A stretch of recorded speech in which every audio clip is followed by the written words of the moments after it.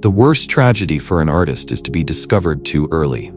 Yes, because when the world starts observing you before you know yourself, everything you create starts to be shaped by the reflection of others. Validation becomes a compass, applause becomes censorship, and the fear of disappointing silences the wildest cry of your voice. The digital age promised us freedom, but what it gave us was a fragile podium where everyone wants to climb without even knowing what they came to sing. You realize this? Creators who don't create just react, who don't experiment just replicate, who don't dare just fill gaps and trends. And that's where you come in, invisible, unknown, not yet corrupted by anyone's applause. Maybe you think you're behind, that you're starting late, that no one cares about what you do. But what if that's your greatest advantage? What if anonymity, so feared, is exactly what the great masters valued most? Frida painted as if she were writing a diary that no one will read. Kafka asked to burn everything before he died. Van Gogh died without selling a single painting, and yet today they are references to raw authenticity, because they created without an audience, because they started in the dark. And that's what this video is about, not how to be famous, but how to be real. Here, we'll turn the fear of being invisible into your greatest strategic strength. We'll explore the creative power of being hidden. And if you feel like you haven't been born as an artist yet, maybe it's because you haven't yet accepted the darkness as your cradle. The journey begins now, and not in the spotlight, but in the fertile silence where true works of art germinate. The problem has never been a lack of talent. The problem is that everyone wants to be seen before they have something truly worth showing. We live in a culture that teaches us to confuse exposure with evolution. But visibility without depth is a silent sentence of stagnation. With each post, each story, each like, the beginning creator digs his own trap, the obligation to maintain a character that he himself does not yet understand. The search for public relevance is killing private discovery. The irony? The thing we desire most, to be recognized, is what imprisons us the most when it happens too soon. The first tragedy of visibility is crystallization. When a creator is labeled by what worked, he becomes hostage to repeating that success. The algorithm loves it, but the creative process hates it, because true art is movement, it is mutation, it is the permission to fail, to sound strange, to contradict everything you believed yesterday. Visibility demands coherence, while authenticity demands contradiction. That is why so many artists who explode early disappear quickly. They lose the right to make mistakes. And where there is no mistake, there is no risk. And without risk, there is no art. Rick Rubin said, "The goal is not to make art, it is to be in that wonderful state that makes art inevitable." And this state can only be achieved when there is no pressure to perform, when there is no audience waiting for your next genius. It is in the dark that you dare. It is in the dark that you experiment. But when everything you do is already illuminated by external eyes, you start creating to maintain an image, not to express a truth. It is the shortest path to creative exhaustion. And the most curious thing, most of the people you admire today only became admirable because they had time to create away from the eyes. When no one cared, they discovered how to be unforgettable. The paradox is brutal. The only way to be remembered for something authentic is to spend a long time being ignored by everyone. That is why so many creators give up right at the beginning, not because they have no talent, but because they cannot stand the feeling of insignificance. And yet, it is precisely this phase that defines whether you will be just another repeater of formulas or a name that shapes the future. Van Gogh, for example, produced more than 900 paintings without recognition. The world only saw him after he disappeared. This is not a sad coincidence, it is a natural cycle. The world only pays attention after you become inevitable. And to be inevitable, you need to go through a period of strategic invisibility. What is killing so many talents today is not the lack of opportunities. It is the anxiety of wanting to be acclaimed before you are ready. The rush for fame sabotages the time needed to develop voice, aesthetics, and vision. Philosopher Byung-Chul Han talks about the society of transparency, where everything needs to be visible, traceable, shareable. But creation requires exactly the opposite: intimate space, inner silence, non-monetized time. It is no wonder that great moments in art emerge as unexpected explosions, not as marketing campaigns. You need to stop wondering why no one sees you and start asking yourself what you would do if no one ever saw you. Because that's where the most honest answer comes in. What you would do even if you never got a round of applause is the only thing the world really needs from you. And here's the key to moving forward. If visibility is an early trap, then anonymity isn't a burden, it's a privilege. A fertile territory where you can fail in peace, take risks without consequences, and find your truth without distractions. But to seize this advantage, you need to make a strategic choice. To transform your time in the dark into a creative laboratory. And that's exactly what we're going to talk about next. If the world ignores you, celebrate. You have just gained access to one of the most powerful and underrated spaces of creation, the invisible laboratory. A territory where ideas can be born deformed, texts can be torn apart, songs can be interrupted halfway through, without anyone judging you, without anyone expecting anything from you, and more than that, without you having to prove anything. The invisible laboratory is the sanctuary of true creators. It is the womb where voices are formed, where aesthetics are born, where truths are discovered. But it only exists when you accept that anonymity is not the absence of success, but the presence of freedom. Austin Kleon wrote, "Don't wait until you know who you are to begin." This phrase is a knife to vanity and a call to action, because waiting for clarity is a waste of time. You will only understand who you are when you create enough to see your patterns emerge. There is no creative identity without repetition, without failure, without obsession.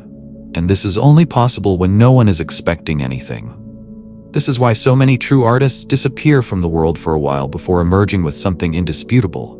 They were immersed in their laboratories, not liking, not posting, not performing, just testing, refining, adjusting. Vincent van Gogh, for example, painted in almost absolute isolation. No followers, no clicks, no audience. What he produced was for himself, not out of ego, but out of necessity. Creating was the only way to exist with meaning, and this is the secret that few want to accept. The most powerful works are not born from the intention to please, but from the urgency of not going crazy.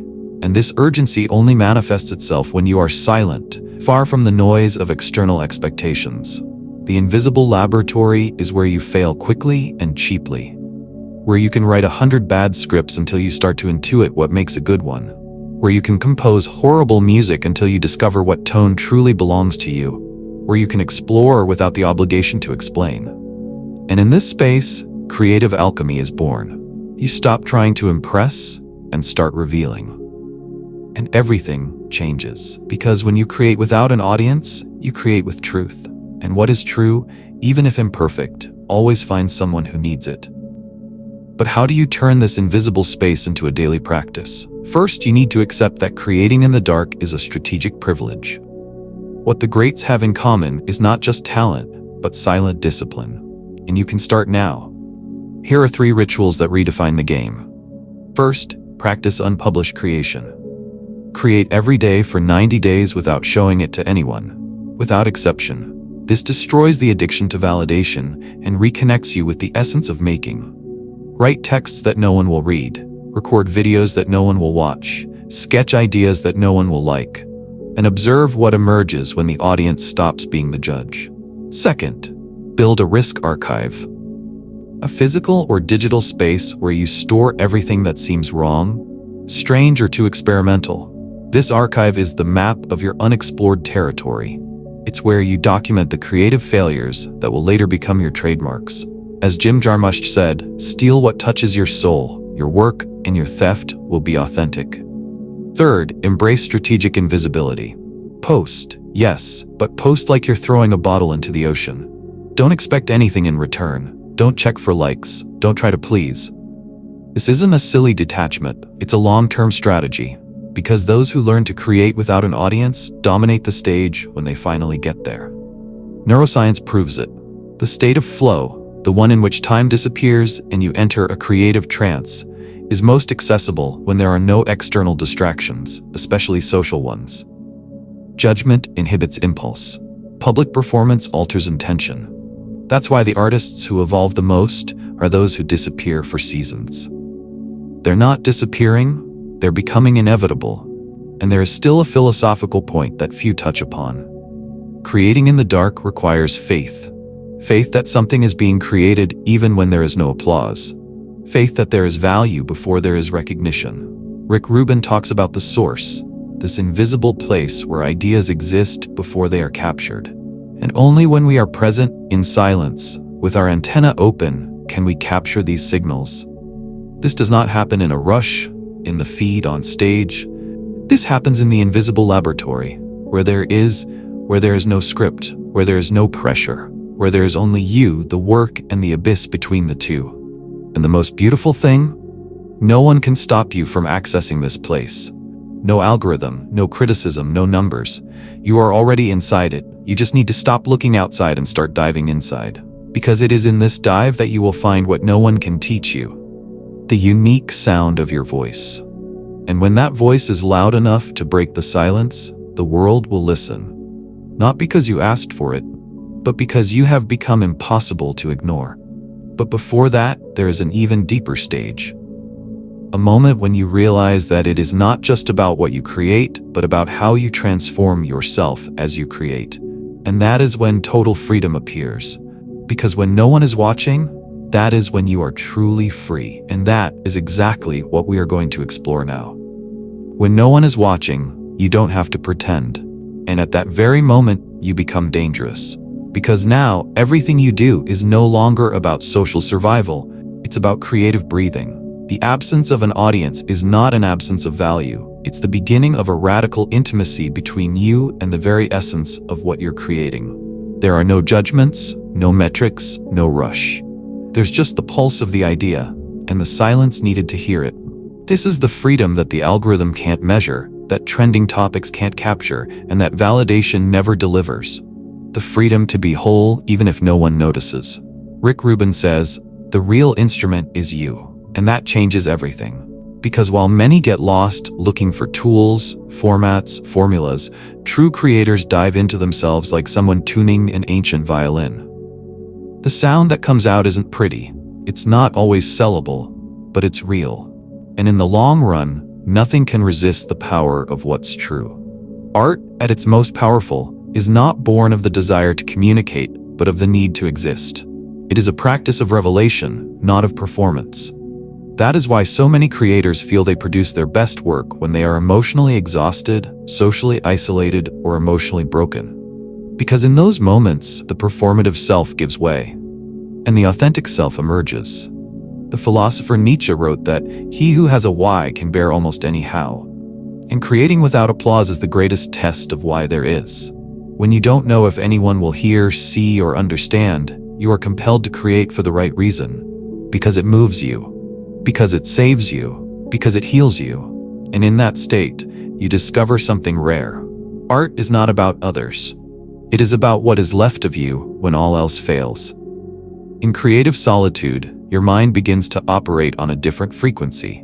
You stop comparing yourself. You stop competing. You start to listen. And in that listening, you realize that everything you needed was already with you all along. The influences, the pain, the failures, the unfulfilled dreams. Every detail becomes raw material. And when you create with this material, art stops being a product and becomes a portal, a passage to another reality where the rules are yours, where time is different, where the world is shaped by your vision, not by the desire for acceptance. Frida Kahlo painted in the midst of pain. Each painting was an intimate cry, not a career strategy. Tyler, the creator, created visual sound and aesthetic worlds without waiting for the mainstream to understand. And one day, the mainstream came after him. Because the world always resists what it doesn't understand, until it can no longer ignore it. And you only become impossible to ignore when you have learned to live being invisible. It is at this stage that the true artist is born. When you realize that you don't need permission to create. When you understand that your mission is not to please, it is to transform. When you feel that, even if everything goes wrong out there, it is still worth continuing to create here inside. Because that is living as an artist. It is not about results, it's about presence. It's not about recognition, it's about integrity. It's not about numbers, it's about vibration. And here's the final secret. Creating without an audience is not a phase. It's a lifestyle. Even when you're seen, even when you're heard, even when you're followed, hold that space, that laboratory, that creative darkness that demands nothing from you except to be honest. Because the world may try to mold you, but only you can decide if you're still free. And that's what freedom is, after all. Creating as if no one is watching. Because maybe no one is. And still, keep going.